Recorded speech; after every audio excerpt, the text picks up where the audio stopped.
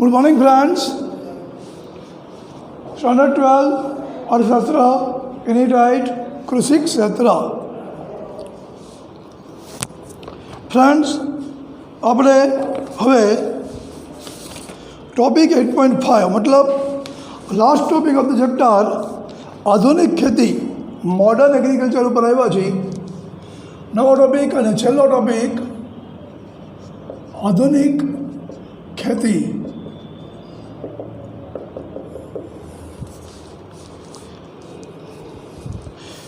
વર્ષ 1966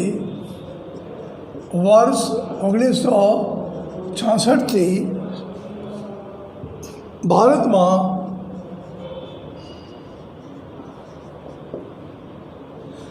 આધુનિક ખેતીનો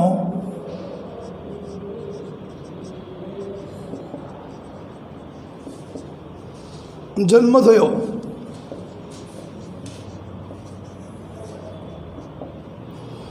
આધુનિક ખેતીમાં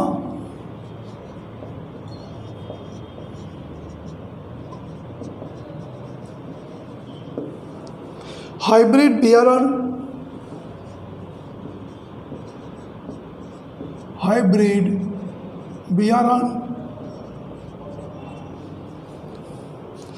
રાસાયણિક ખાતર,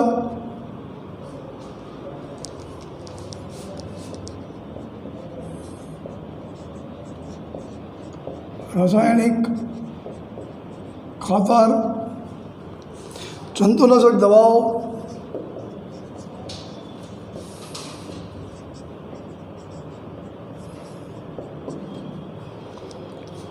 ખેતી માટેના નવા યંત્રો,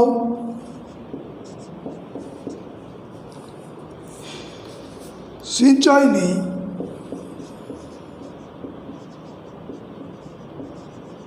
નવી પદ્ધતિઓ,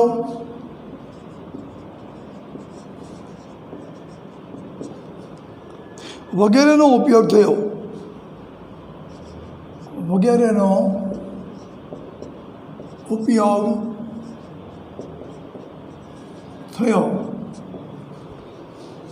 જેના કારણે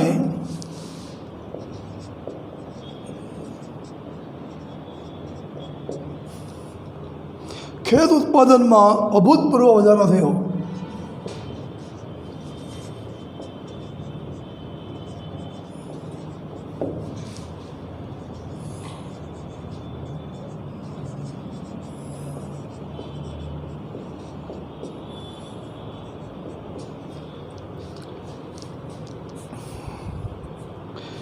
જેને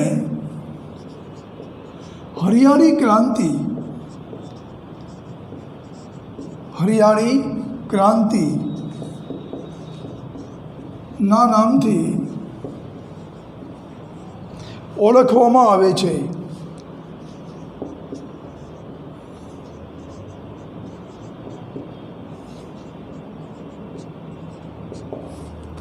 મિત્રો, આધુનિક ખેતી એટલે શું? વર્ષ 1966 ભારતમાં આધુનિક ખેતીનો જન્મ થયો। વર્ષ 1966 ભારતમાં આધુનિક ખેતીનો જન્મ થયો। આધુનિક ખેતીમાં હાઇબ્રિડ બિયારણ, રાસાયણિક ખાતર, જંતુનાશક દવાઓ, ખેતી માટેના નવા યંત્રો, સિંચાઈની નવી પદ્ધતિઓ વગેરેનો ઉપયોગ થયો। આધુનિક ખેતી એટલે શું? આધુનિક ખેતી એટલે હાઇબ્રિડ બિયારણ, એવું બિયારણ કે જેમાં જીનેટિક ફેરફાર કરીને બોટનીમાં બોટની નામનું એક સાયન્સ સ્ટ્રીમ, વનસ્પતિશાસ્ત્ર, ગુજરાતીમાં વનસ્પતિશાસ્ત્ર નામનું વિજ્ઞાન ભણીને બીજના જીનેટિક કોડમાં ફેરફાર કરીને એ બીજ વધારે દાણા આપે એવું બનાવવું અને એ બીજમાંથી ઉગતા છોડને ઓછા રોગ લાગે, તંદુરસ્ત છોડ ઉગે એવા જીનેટિક ફેરફાર કરીને એને કહેવાય હાઇબ્રિડ બિયારણ। રાસાયણિક ખાતર, જમીનમાં કયા તત્વો જોઈએ, કયા પાક માટે કેવા તત્વો જોઈએ કયો પાક લેવાથી જમીનમાં કયું તત્વ છોડમાં ચૂસાઈને ઓછું થાય, તો એ તત્વવાળું ખાતર જમીનમાં નાખવું, એને કહેવાય રાસાયણિક ખાતર. જંતુનાશક દવાઓ, છોડને જાત જાતના જંતુ લાગે એનાથી છોડ સુકાઈ જાય અથવા તો દાણા બગડી જાય, તો એવું ન થાય અને પૂરેપૂરું ઉત્પાદન મળે એ માટે જંતુઓનો નાશ કરવાવાળી જંતુનાશક દવાઓ, જે પ્રકારના જંતુઓ એ પ્રકારની દવાઓ. ખેતી માટેના નવા નવા યંત્ર. મિત્રો, આપણે 2-4 યંત્રોના જ નામ જાણીએ છીએ, પણ તમે કોઈ સમૃદ્ધ ખેડૂતના ત્યાં જાઓ તો હજી ઘણા બધા યંત્રો આપણને જોવા મળે. અને એમાંય અમેરિકા, ડેનમાર્ક, હોલેન્ડમાં જાઓ, જર્મની, તો હજી પણ ઘણા વધારે યંત્રો આપણને જોવા મળે. નાના નાના યંત્રો હોય, મોટા યંત્રો હોય, જેનાથી મહેનત ઓછી થતી હોય અને ઓછા માણસે વધારે ઉત્પાદન ખેતરમાં થતું હોય. તો ખેતી માટેના નવા નવા યંત્રો. સિંચાઈની નવી નવી પદ્ધતિઓ, ટપક સિંચાઈ ને એવું બધું, કેટલી બધી નવી નવી પદ્ધતિઓ, સોલારથી સિંચાઈ વગેરેનો ઉપયોગ થયો, જેના કારણે ખેત ઉત્પાદનમાં અભૂતપૂર્વ વધારો થયો. તો આને હરિયાળી ક્રાંતિ પણ કહેવાય છે. મિત્રો, હરિયાળી ક્રાંતિ આપણે એસએસસીના એસએસમાં પણ શીખ્યા છીએ. તો હરિયાળી ક્રાંતિ એટલે શું? તો હરિયાળી ક્રાંતિ એટલે વર્ષ 1966થી ભારતમાં હાઇબ્રિડ બિયારણ, રાસાયણિક ખાતર, જંતુનાશક દવાઓ, ખેતી માટેના નવા નવા યંત્રો, સિંચાઈની નવી નવી પદ્ધતિઓ વગેરેના ઉપયોગથી ખેત ઉત્પાદનમાં અભૂતપૂર્વ વધારો થયો, જેને હરિયાળી ક્રાંતિ કહે છે.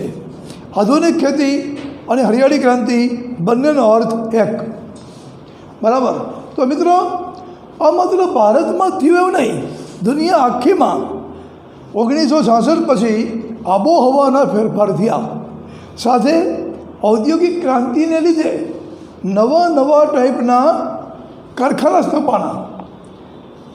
ઔદ્યોગિક ઉત્પાદનથી ખેતીનો વિકાસ, ખેત ઉત્પાદનથી ઔદ્યોગિક વિકાસ. મેં તમને કીધું હતું એની જેમ ઔદ્યોગિક ક્રાંતિ પછી નવા નવા કારખાના સ્થાપના અને એના અંતર્ગત હાઇબ્રિડ બિયારણના કારખાના, રાસાયણિક ખાતરના કારખાના, જંતુનાશક દવાના કારખાના, ખેતી માટેના યંત્રોના કારખાના અને સિંચાઈની પદ્ધતિઓના કારખાના.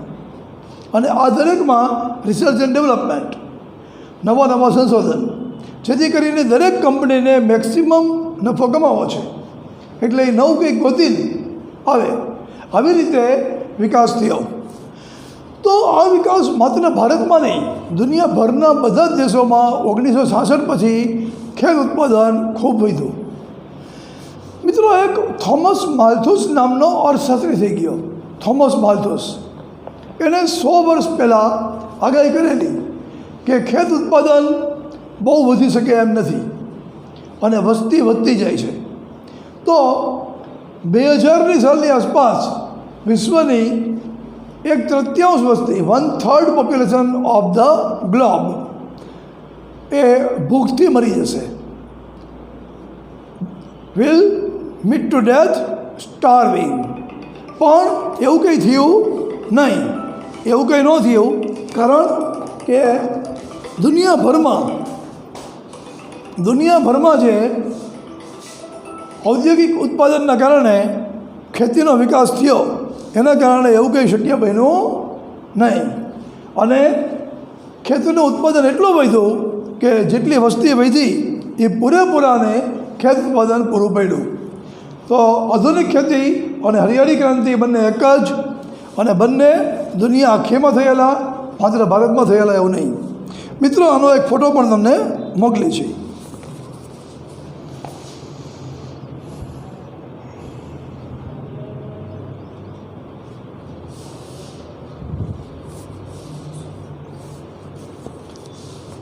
આનો એક ફોટો તમને મોકલ્યો છે.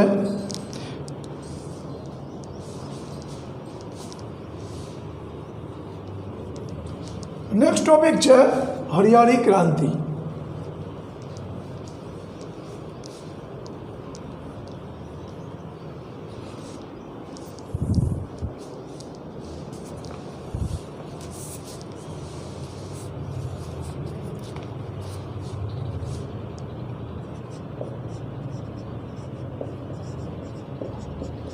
Green revolution.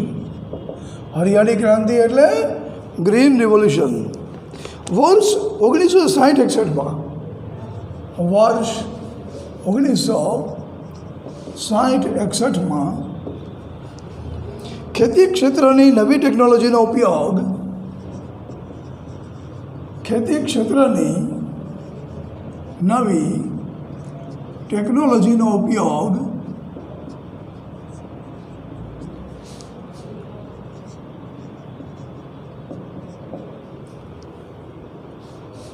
ભારતના માત્ર 7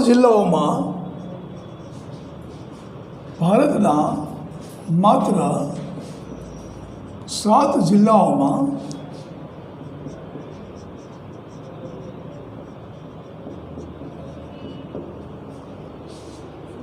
પાયલોટ પ્રોજેક્ટ રૂપે કરવામાં આવ્યો. પાયલોટ પ્રોજેક્ટ રૂપે કરવામાં આવ્યો.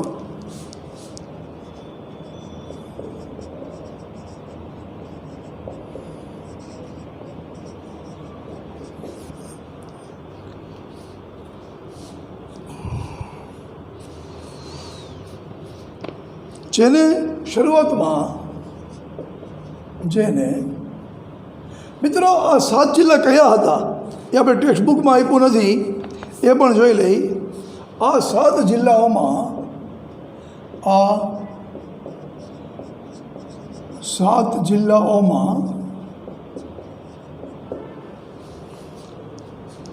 શાહબાદ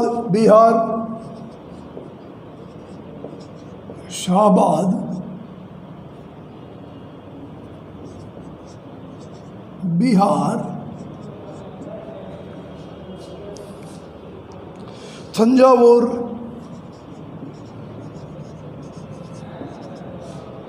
તામિલનાડુ,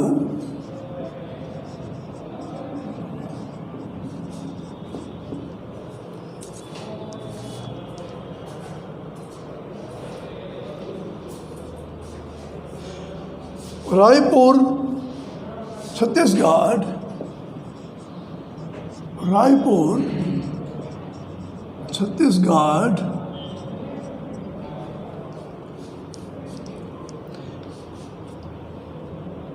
અલીગઢ,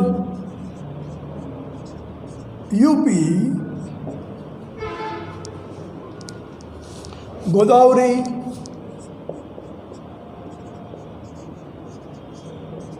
એપી, આંધ્રપ્રદેશ. એપી એટલે આંધ્રપ્રદેશ.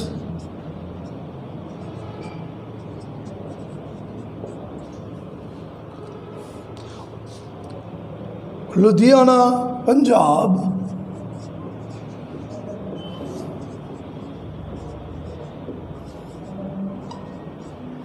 અને પાલી, રાજસ્થાનનો સમાવેશ થાય છે. રાજસ્થાનનો સમાવેશ થાય છે.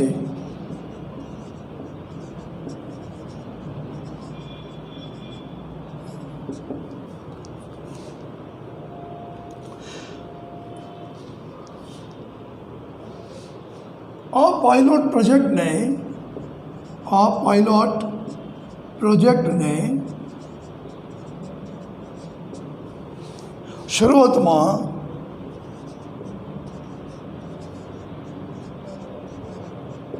IADP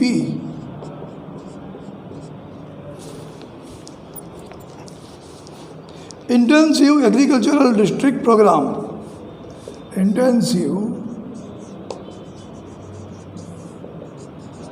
એગ્રીકલ્ચરલ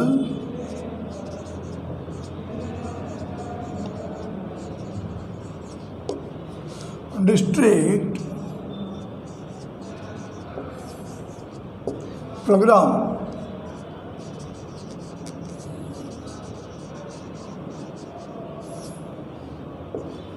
તરીકે ઓળખવામાં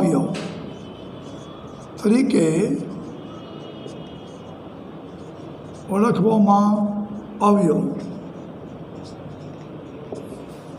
તો મિત્રો, હરિયાળી ક્રાંતિની શરૂઆત ક્યાંથી થઈ? 1960-61માં ખેતી ક્ષેત્રની નવી ટેકનોલોજીનો ઉપયોગ ભારતના માત્ર 7 જિલ્લાઓમાં પાયલોટ પ્રોજેક્ટ તરીકે કરવામાં આવ્યો. જે દુનિયામાં નવી ટેકનોલોજી આવી, એ નવી ટેકનોલોજી આખા દેશમાં એક સામટી લાવવામાં આવે, એટલી બધી આયાત કરવામાં આવે, ખરીદી કરવામાં આવે અને પછી નિષ્ફળ જાય તો આપણે ઘણું નુકસાન સહન કરવાનો વારો આવે. એટલે શરૂઆતમાં માત્ર 7 જિલ્લાઓમાં પાયલોટ પ્રોજેક્ટ રૂપે દુનિયામાં શોધાયેલી ખેતીની નવી ટેકનોલોજીનો ઉપયોગ કરવામાં આવ્યો. આ 7 જિલ્લા એવા પસંદ કર્યા કે જ્યાં બાકીનું વાતાવરણ સારું હતું. તો આ 7 જિલ્લામાં શાહબાદ બિહાર, થંજાવુર તમિલનાડુ, રાયપુર છત્તીસગઢ, અલીગઢ યુપી, ગોદાવરી આંધ્રપ્રદેશ, લુધિયાણા પંજાબ અને પાલી રાજસ્થાનનો સમાવેશ થતો હતો.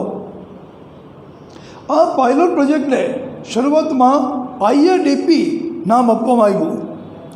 શરૂઆતમાં આ પાયલોટ પ્રોજેક્ટને IADP નામ આપવામાં આવ્યું. IADPનું ફૂલ ફોર્મ હતું intensive agricultural district program. Intensive agricultural district program, બરાબર. તો IADPનું ફૂલ ફોર્મ ઘણીવાર કોમ્પિટિટિવ એક્ઝામમાં પૂછાતું હોય છે અને આ 7 જિલ્લાના નામ પણ આપણે યાદ રાખવા, બરાબર. તો આનો એક બોર્ડ વર્કનો ફોટો પણ તમને મોકલ્યો છે. બોર્ડ વર્કનો ફોટો તમને મોકલી દીધો છે.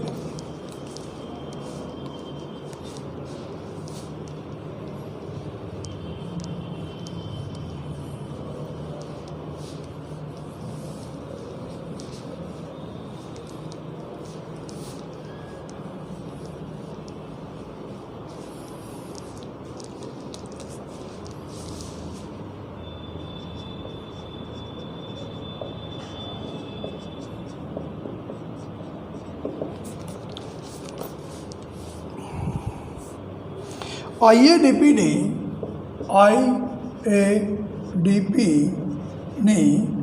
અદ્ભુત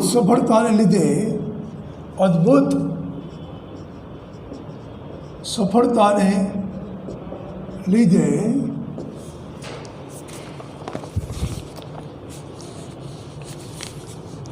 ઓગણીસો 66થી સમગ્ર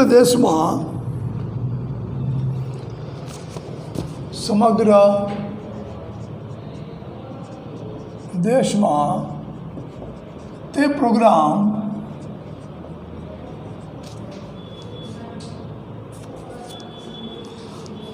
HYVP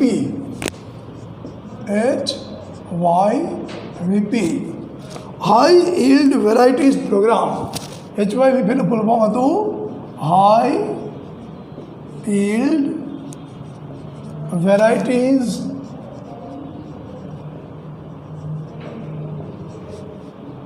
પ્રોગ્રામ.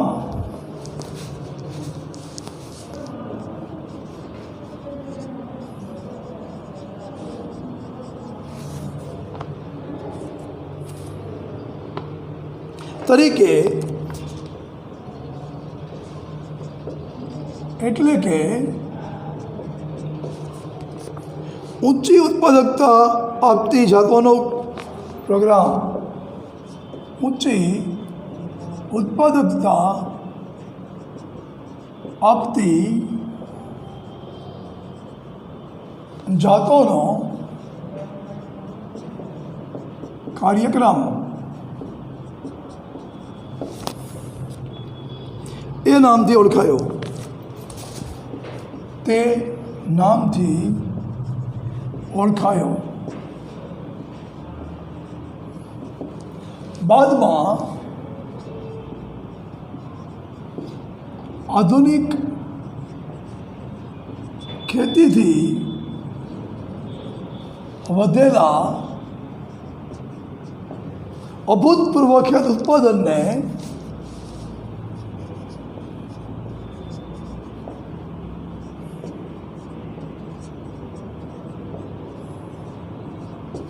વિશ્વમાં ગ્રીન રિવોલ્યુશન નામ અપાતા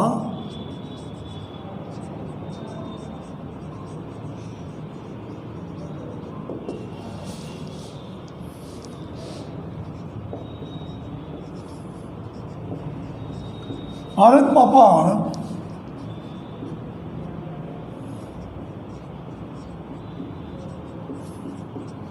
આ પ્રોગ્રામનું નામ બદલીને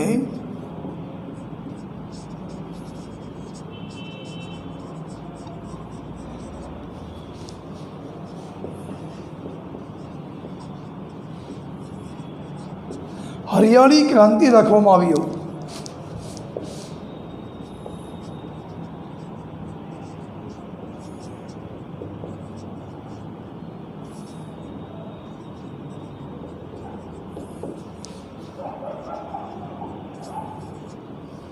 તો મિત્રો, હરિયાળી ક્રાંતિ એટલે શું, હવે તમને આખું સમજાઈ ગયું. એસએસસીમાં આપણે હરિયાળી ક્રાંતિ શીખાતા એસએસમાં, એમાં ખાલી એટલું જ આવતું હતું કે સુધારેલું બિયારણ, જંતુનાશક દવા, ખેતીના યંત્રો, સિંચાઈ, એ બધાના ઉપયોગથી જે ખેત ઉત્પાદનમાં વધારો થયો એને હરિયાળી ક્રાંતિ કહેવાય. પણ મનમાં એક અસંતોષ રહેતો હતો કે આ કંઈક ક્લિયર નથી. બરાબર, આજ તમને હરિયાળી ક્રાંતિ બરાબર સમજાઈ ગયું. એકવાર રિપીટ કરી દઈએ, હરિયાળી ક્રાંતિ એટલે શું. 1960 ને 61માં ભારત સરકારે વિચાર કર્યો કે વિશ્વમાં જે ખેતીના નવા સંશોધન થયા છે, ઔદ્યોગિક ક્રાંતિને કારણે વિશ્વમાં જે ખેતીના રિસર્ચ એન્ડ ડેવલપમેન્ટના નવા સંશોધન થયા છે એને આપણે ભારતમાં લાવવા. પણ એક સામે આટલા મોટા દેશમાં આટલી મોટી આયાત કરવામાં આવે અને નિષ્ફળ જાય તો નુકસાન ઘણું મોટું જાય. એટલે પહેલાં આઈએડીપી પ્રોગ્રામ હેઠળ 7 જિલ્લામાં એ બધા નવા જમાનાના સાધન પૂરા પાડવામાં આવ્યા. અને 5 જ વર્ષમાં, આ 1960-61ની વાત છે, અને 5 જ વર્ષમાં 1966માં સર્વે કર્યો તો એ 7 જિલ્લામાં ઉત્પાદન ખૂબ વધ્યું હતું, અનેક ગણું વધ્યું હતું. અને એટલે હવે એને આખા ઇન્ડિયામાં લાગુ પડવાનું નક્કી કર્યું. આઈએડીપી એટલે અહીંયા લખ્યું, આઈએડીપીની અદ્ભુત સફળતાને લીધે 1966થી સમગ્ર દેશમાં તે program HYVP, high yield varieties program, yield એટલે ઉગવું, યીલ્ડ એટલે ઇન્કમ, ઉગવું, હાઈ યીલ્ડ વેરાયટીઝ પ્રોગ્રામ તરીકે, એટલે કે ઊંચી ઉત્પાદકતા આપતી જાતોના કાર્યક્રમના નામથી ઓળખાયો. આઈએડીપીને જે આખા દેશમાં લાગુ પાડ્યું એને કીધું HYVP. બાદમાં આધુનિક ખેતીથી વધેલા અભૂતપૂર્વ ખેત ઉત્પાદનને વિશ્વમાં ગ્રીન રિવોલ્યુશન નામ આપવામાં આવ્યું.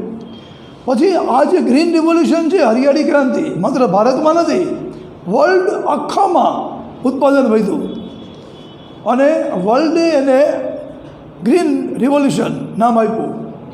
આથી ભારતમાં પણ આ પ્રોગ્રામનું નામ બદલીને HYVPમાંથી બદલીને હરિયાળી ક્રાંતિ રાખવામાં આવ્યું.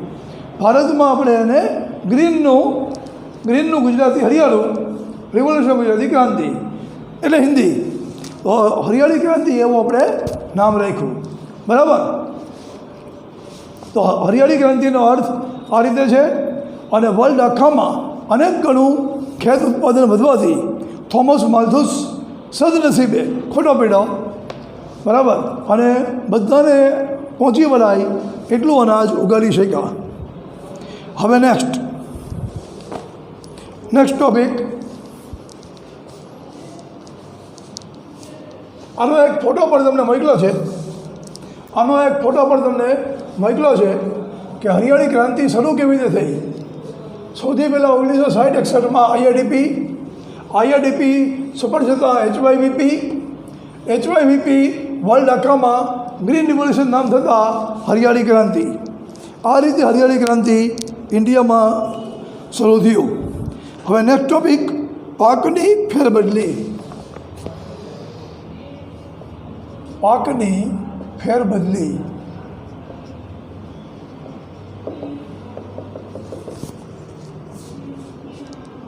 સામાન્ય રીતે બે પ્રકારના પાક હોય છે.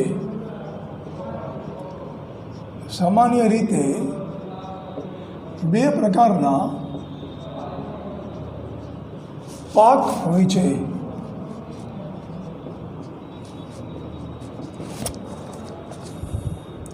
અનાજનો પાક અને રોકડિયા પાક.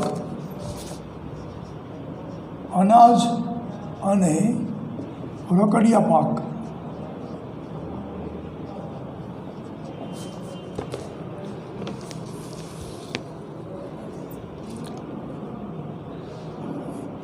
અનાજના પાકમાં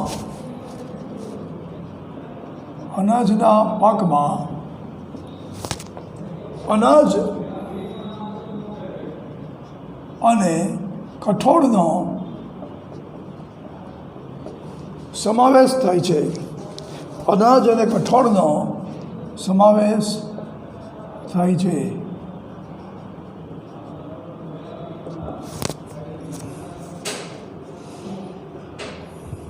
જ્યારે રોકડિયા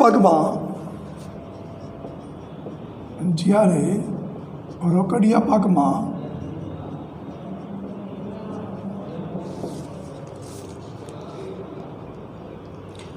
તેલીબિયાં,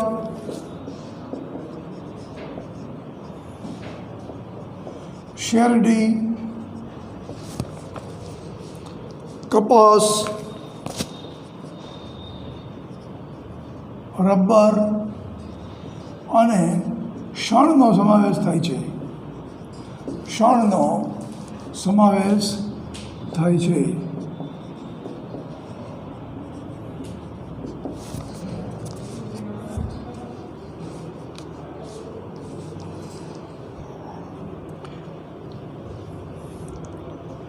બરાબર. તો જો પાકની ફેરબદલી, સામાન્ય રીતે બે પ્રકારના પાક હોય છે, રોકડિયા પાક અને અનાજ. અનાજ એટલે ઘઉં, ચોખા અને કઠોળ એટલે ચણા, મગ. બરાબર. તો અનાજ અને રોકડિયા પાક, આનું રોકડિયા પાકનું ઇંગ્લિશ છે કેશ ક્રોપ્સ. રોકડિયા પાકનું ઇંગ્લિશ શું છે? Cash crops. એ કેશ ક્રોપ્સ ઉપરથી આપણે રોકડિયા પાક એવો શબ્દ રાખ્યો. હવે વિદ્યાર્થીઓને આ રોકડિયા પાક બરાબર સમજાતો નથી કે આને રોકડિયા પાક કેમ કહેવાનું, આને કેશ ક્રોપ્સ કેમ કહેવાનું. બરાબર. શું તો આમાંથી રોકડ મળે તો શું ઘઉં, ચોખા, મગ, ચણા બધું એને ફ્રીમાં વેચતા હશે, રોકડ નહીં મળતી હોય. બરાબર. હવે જો સૌથી પહેલાં બેનો ડિફરન્સ સમજી લો. ડિફરન્સ શું છે? અનાજ ક્યાં જાય છે? અનાજ સીધું લોકોના ઘરમાં આવે છે. અનાજ અને ચણા અને મગ એ ફેક્ટરીમાં જતા નથી. અનાજ, ચણા અને મગ કાચા માલ તરીકે ફેક્ટરીમાં જતા નથી, સીધા જ લોકોના ઘરમાં ખાવા માટે આવે છે. બરાબર. જ્યારે રોકડિયા પાક છે, રોકડિયા પાક એટલે એવું ખેત ઉત્પાદન. રોકડિયા પાક એટલે એવું ખેત ઉત્પાદન કે જે ખેતરમાંથી સીધું જ ફેક્ટરીમાં કાચા માલ તરીકે જાય છે.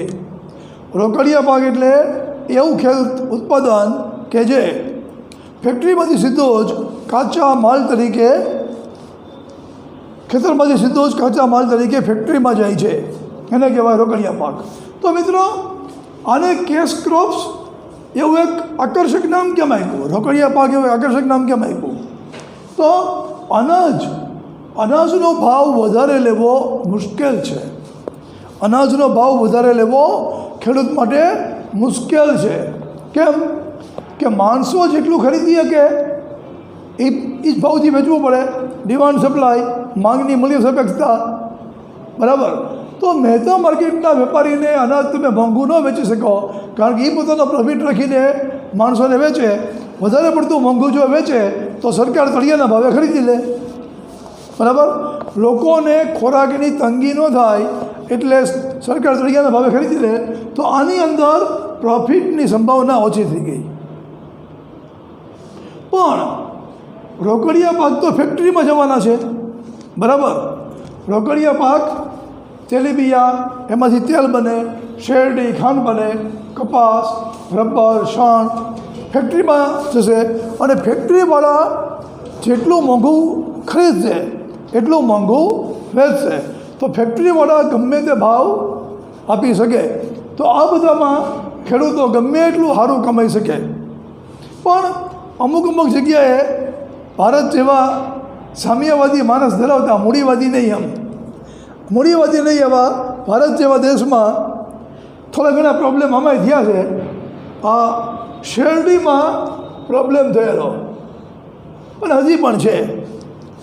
શેરડીમાં મિત્રો તમે નેટમાં જોશો તો બધી જ ખાંડની કંપનીઓ, સુગર મિલ્સ બહુ ખોટમાં આવી ગઈ હતી. 20 વર્ષ પહેલાં બધી જ ખાંડની કંપનીઓ 20 વર્ષ 15-20 વર્ષ, બરાબર, મોદી સાહેબે ચેન્જ કર્યું થોડું, બરાબર. બાકી બહુ જ ખોટમાં ચાલતી હતી. કેમ? તો કે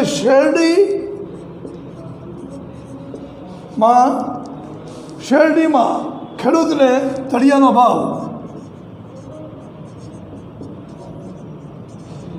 શેરડી તમે સસ્તી ન ખરીદી શકો. સુગર મિલવાળા, કારખાનાવાળા શેરડી સસ્તી નહીં ખરીદી શકે, ખેડૂતનું શોષણ ન થાય એટલા માટે તળિયાનો ભાવ. પણ શેરડી મોંઘી વેચી તો હવે ખાંડ મોંઘી જ આવશે. તો ખાંડની અંદર માણસોને ખાંડ મોંઘી ન પડે, મોંઘવારી ન થાય, સરકાર બદનામ ન થાય એટલા માટે ખાંડની અંદર કિંમત નિર્ધારણ.